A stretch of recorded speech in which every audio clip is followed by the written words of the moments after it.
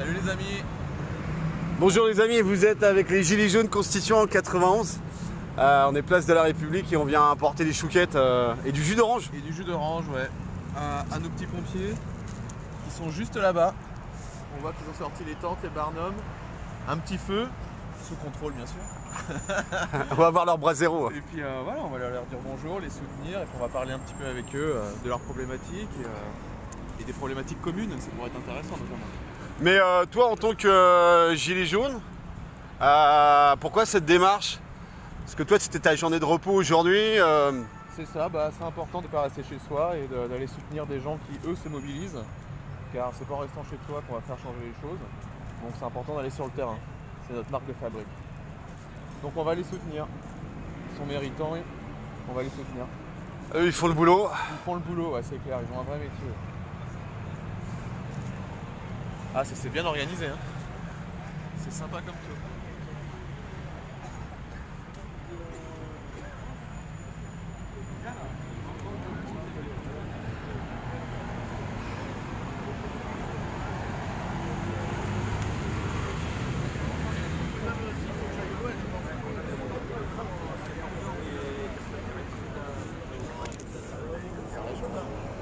Bah ouais, on est bien quoi. Bonjour. On vous apporte le petit déjeuner. C'est très gentil tout ça. Bonjour. Quelques chouquettes et du jus d'orange. Ça mange pas de pain, mais bon, ça fait Voilà, pour les méritants. Pour les méritants. Pour ceux qui font le boulot. Ça fait plaisir. Pour ceux qui font marcher la France. Oui. Voilà. On est en live, hein, juste pour vous dire, je prends pas la tête parce que j'imagine avec la hiérarchie. On soigne la France au quotidien. Exactement. Voilà. Donc, on vient vous dire merci à notre façon. Eh bien c'est gentil. En tant que gilet jaune, par le vêtement ou par l'esprit, peu importe, mais on vient vous soutenir pour la cause commune. Bien sûr, oui, exactement. Voilà. Exactement. Ça nous tient à cœur. Voilà, nous on travaille tous les jours avec tous les Français, que ce soit du plus pauvre au plus riche, comme je dis souvent, partout où il y a de la vie, partout où il y a des pompiers. Exactement. De Jacques Attali à la petite grand-mère isolée. Tout à fait, tout à fait, tout à fait. Voilà, c'est pour ça que là on s'est mis à la hauteur des moins riches, donc on campe pendant 5 jours. Donc on est sous la tente et... Tenez, prenez votre bonne chouquette. Merci. Elles sont fraîches du jour, elles sont délicieuses. Super, Vous les en super. plusieurs. Hein. Merci. Il y a ce Mes qu'il collègues, faut. mes collègues On va aller les voir. On va aller les voir. profiter aussi. Et vous venez de Paris ou d'ailleurs? Ah non, là il n'y a pas de pompiers de Paris justement parce que eux sont des militaires. Alors on les défend aussi sur la réforme des retraites. On les défend aussi parce que les pompiers de Paris qui arrivent chez nous après, il y en a beaucoup. C'est de plus en plus. Il y a des pompiers de Paris qui arrêtent leur carrière assez jeunes chez eux et ils viennent continuer dans des SDIS chez nous. Et ces gens-là, quand ils arrivent à la retraite, on les ponctionne sur leur prime de feu. Voilà, ça fait que quand ils arrivent à la retraite, ils n'ont pas la même retraite qu'un sapeur-pompier professionnel dans un autre coin de France. C'est pas normal ça, elle est où l'équité là-dessus? Il n'y a pas d'équité justement. C'est un dossier qu'on a remis depuis 2016. On est maintenant en Conseil d'État sur ce dossier-là parce que chaque fois qu'on remet le dossier, on n'a jamais de réponse. Voilà, donc aujourd'hui vous voyez, on n'est pas pompiers de Paris, mais en fait on a quand même une pensée pour eux par nos revendications parce qu'on sait qu'ils vont un jour ou l'autre, pour la plupart, arriver chez nous. Voilà. Et c'est quand même très injuste quand vous avez des carrières communes d'arriver Bien sûr. Et aussi dangereuse. de la carrière. Oui, parce que bon, Paris c'est pas rien. Bon, moi je suis de Bordeaux, on a des copains de Lyon, on a des copains de Nîmes. Voilà, on est un peu de tous les coins de France. Quoi. Voilà. Et vous êtes arrivé hier, c'est ça? Vers quelle heure? On est arrivé hier en début d'après-midi, puisque la moitié des effectifs qui sont là ont débauché déjà hier matin. D'accord. Et donc on a fait le chargement et puis on est arrivé un peu de tous les coins de France, les uns à 14h, les autres à 15. Et donc on a été très surpris puisqu'on a une population qui nous a aidés remarquablement, puisque dès qu'on est arrivé ici, ils ont sauté dans le camion, nous ont monté le camp pratiquement. Super. Ils ont sorti des barnums et tout, ils nous ont aidés. Et hier soir on les a eu jusqu'à 10-11 heures. Oui, il y avait du monde, hein. J'ai vu sur les lives Facebook, il y avait du monde hier soir encore. Oui. Ça va être Et comme là ça. ça arrive, hein. Voilà. Oui, là ça va arriver. Bon, jeudi ça sera pire. Mais Ça voilà. sera mieux. Hein. Ça sera mieux. Non, je veux dire pire en termes de monde, quoi. Il y aura vraiment beaucoup de monde jeudi, quoi. Là, bon, là, on va dire c'est quand même calme. Bon, Vous étiez venu, vous, à la manif des pompiers sur Paris? mais d'ailleurs, c'était ici, à notre point de départ de cette fameuse manif, où on s'est fait gazer à l'arrivée à Nation. Et Voilà. vous avez un de vos collègues Donc, qui s'est pris un éclat de grenade ouais. qui a été lancé en l'air, c'est interdit d'ailleurs, Ouais. au lieu que ça soit lancé au sol. Est-ce que vous avez des nouvelles? Parce que dernière nouvelle, Comment il va? avait une chance sur deux de perdre son œil. Là, alors, ce garçon-là, non. Là, pour l'instant, je ne peux pas vous donner de ses nouvelles. Il faudra en prendre auprès de lui, parce qu'on ne l'a pas vu depuis un petit moment. Donc, là, Je crois qu'il était en arrêt de travail jusqu'au 1er Oui, décembre. ouais, Et après, il bien devait sûr. avoir une. Mais peut-être qu'après, il va être reconduit. Je sais pas. Je sais pas. Là, franchement, il faut va se essayer rappeler, de- voilà, de se rapprocher de sa caserne et de ses plus Comment s'est proches passée amis. la première nuit? Franchement, Fraîchement? on est bien conservé ce matin, ça va. Ouais, j'imagine. Mais Mais tu vois, c'est voilà. sympa qu'on puisse avoir le contact direct parce que dans le 91, on a essayé d'aller au contact aussi des collègues pompiers. Et en fait, les capitaines, les sous-fifres des capitaines ont tout de suite coupé court, ont interdit en fait la fraternisation avec les gilets jaunes. Ouais. Donc là, tu vois, je prends pas la tête, hein, donc voilà, on fait attention. Mais même, on prenait pas la tête, etc. Et les capitaines avaient des ordres. Il fallait pas parler aux gilets jaunes.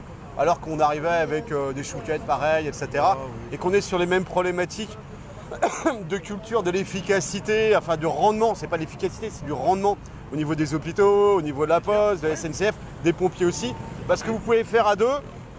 Essayez, ça marche, donc ce que vous pouvez faire avant à 3, on va le faire à 2. Voilà, c'est ce qu'on essaye aujourd'hui. Justement, ils veulent expérimenter chez nous les ambulances à 2. Ce qu'on refuse catégoriquement parce que nos missions ne sont pas des missions à faire à 2.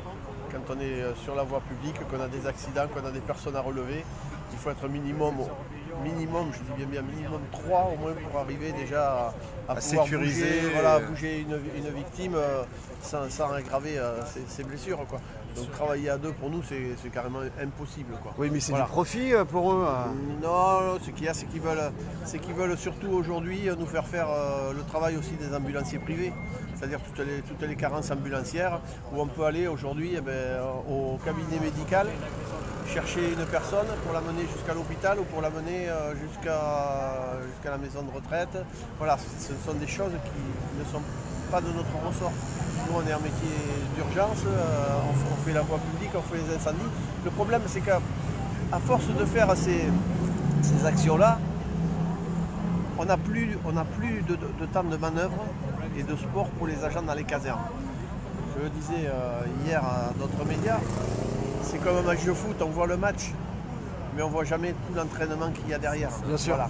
Et aujourd'hui, le match, vous voyez les pompiers dans la rue, vous voyez les pompiers travailler, aller secourir les gens. Mais derrière, on va perdre en efficacité si on n'a pas un entraînement suffisant. On a des séances de sport, on a des manœuvres journalières. Ce travail aujourd'hui, il est complètement haché. On commence une manœuvre, bam, il y a un véhicule qui part, la manœuvre elle est terminée, on ne peut plus. Donc aujourd'hui, ça devient problématique. Voilà. Donc aujourd'hui, il faut recentrer les missions des sapeurs-pompiers sur le travail pour lequel on est fait. Parce que quand on va arriver sur des incendies où on ne va plus avoir la réactivité, les gestes d'urgence, ça va devenir compliqué. Comment ça se passe au niveau du département, au niveau de l'organisation? Il y avait des gars du 91, des pompiers, des collègues à vous qui nous aviez dit qu'en fait il y a une double pyramide, une double hiérarchie. Il y a une hiérarchie de pompiers et puis tout en haut, il y a aussi une hiérarchie civile. Chez les pompiers, on a une hiérarchie qui va du sapeur au colonel. Mais au niveau du colonel, il paraît qu'il y a une hiérarchie civile aussi qui double en fait la hiérarchie des pompiers au niveau des attributions de budget, au niveau... Alors les SDIS ont 2 financeurs principaux qui sont d'un côté les communes et les EPCI. Maintenant les EPCI c'est les regroupements de communes. Vous savez qu'avec la loi NOTRe maintenant toutes les communes se sont regroupées. Donc maintenant les budgets des SDIS ils arrivent d'un côté par les EPCI et de l'autre côté par le conseil départemental. C'est nos 2 financeurs. L'État c'est 0,1%, autant dire rien du tout. Voilà. Donc ces 2 financeurs regroupent les impôts et participent au financement du SDIS. La grosse problématique qu'on a aujourd'hui, c'est que ce financement, même si M. Castaner dit que ce n'est pas de son ressort, si, parce que l'État pénalise ce financement. Quand on a créé les SDIS, vous savez, avant les SDIS, c'était vous aviez des pompiers communaux, vous aviez des pompiers la DFCI qui faisaient des feux de forêt, vous aviez des pompiers dans les villes. Tout ça, ça a été décidé, on arrête tout ça, on fait des SDIS, des services départementaux d'incendie et de secours. Donc les SDIS ont été créés dans les années 2000. Et en 2002, il y a une loi qui est sortie qui s'appelle la loi de proximité, qui a dit voilà, le financement des communes et des EPCI, maintenant il n'y a plus que les EPCI qui se sont regroupés, augmenteront pour les pompiers leur budget chaque année du montant de l'inflation. Autant dire, ce n'est pas une augmentation, c'est une régularisation par rapport au coût de la vie. Donc voilà, ça fait que les budgets des SDIS ont été étalonnés en 2002. Et c'est au conseil départemental à lui tout seul à faire toute la variable d'ajustement. Ça veut dire si à la fin de l'année il manque un peu de budget, c'est le département qui doit faire la rallonge. Le problème c'est que quand vous avez un département qui passe de 70 000 interventions à 140 000 interventions, ça veut dire le double, ça voudrait dire que le conseil départemental aujourd'hui, il faudrait qu'il double déjà ses finances pour couvrir, puisque les communes et les EPCI, elles, ne peuvent pas augmenter chaque année. Donc nous, ce qu'on demande aujourd'hui, c'est que ces budgets des EPCI soient débloqués de manière à ce que la démographie soit prise en compte. Si vous prenez la démographie en compte du département, vous allez pouvoir financer raisonnablement les budgets des SDIS, puisque la démographie est directement liée à notre activité. 10 habitants de plus et une intervention. Voilà. Encore faut-il que les chiffres de l'inflation soient corrects. Mais parce là, que c'est très opaque à savoir le montant de l'inflation. Je ne parle plus d'inflation. Moi je suis en Gironde. Bon, en Gironde, le département avec Paris à 2 heures de Bordeaux, ça explose. La démographie explose. Aujourd'hui, tous les habitants qui sont arrivés en Gironde, à travers leur impôt, participent au financement du SDIS. Mais comme les communes ne peuvent pas reverser ce financement, puisque c'est bloqué, on ne prend que le financement des habitants depuis 2002, jusqu'à 2002. Tous les autres, ils cotisent, mais ça ne revient pas dans la caisse du SDIS. Vous voyez où ça? Ah mais ça, c'est les communes qui ont ce budget, et puis qui vont s'en servir pour faire des piscines, pour planter des lampadaires, mais pour faire toute autre chose qu'alimenter le budget du SDIS en proportion de la sollicitation opérationnelle. On ne demande rien de plus, on demande juste à ce que l'argent du contribuable qui doit revenir au service d'incendie revienne au service d'incendie. Du bon sens, quoi. Putain, c'est du bon sens. Fonctionne normalement. Voilà, alors on a cette problématique, et la deuxième qu'on a, c'est qu'aujourd'hui, dans les grosses métropoles, cette démographie qui augmente veut dire quoi? Veut dire architecture nouvelle, veut dire que tous ces gens-là, il faut les loger à un moment donné. Et aujourd'hui, on a des architectes qui font des bâtiments à en plus finir, mais avec des constructions qui sont loin d'être traditionnelles, on va dire. Voilà, ça fait qu'ils font des recoins un peu dans tous les bâtiments, ils serrent les bâtiments, ils les montent, il faut que ça soit plus haut. Voilà. Donc aujourd'hui, les moyens traditionnels de nos échelles aériennes, sur certains bâtiments, ils n'accèdent plus. Donc aujourd'hui, on a acheté, chez nous en Gironde, un bras de 60 mètres pour pouvoir passer, pas forcément aller à 60 mètres en hauteur, mais pour pouvoir passer par-dessus les bâtiments, pour pouvoir aller dans les cours intérieurs. Voilà. C'est 1 million d'euros, un véhicule. 1 million d'euros, un véhicule. Voilà. Qui va durer combien d'années ce véhicule? Ah ben, c'est des nouveaux matériels. Pour l'instant, je ne sais même pas s'il est encore construit, puisque c'est en commande. C'est en commande. Voilà. On ne l'a pas encore reçu, on verra. On y fera attention. Parce qu'un million d'euros, c'est le contribuable, à l'arrivée, c'est le contribuable qui paye les fantaisies des architectes. Voilà. Si on entendait ce discours-là dans la bouche de Castafiore ou de la Micron, là, bon, parce qu'eux, ils n'ont rien à foutre du pognon du contribuable. Eux, c'est juste se goinfrer sur le dos de la bête, quoi. Hein, et la bête, c'est nous, quoi. C'est le contribuable. Voilà. Merci, citoyen. Bonne journée. Ouais, merci.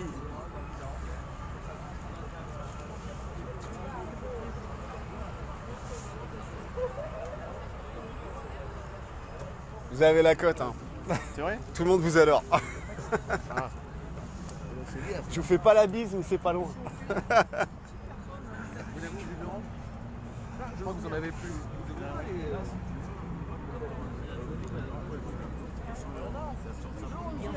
On arrive,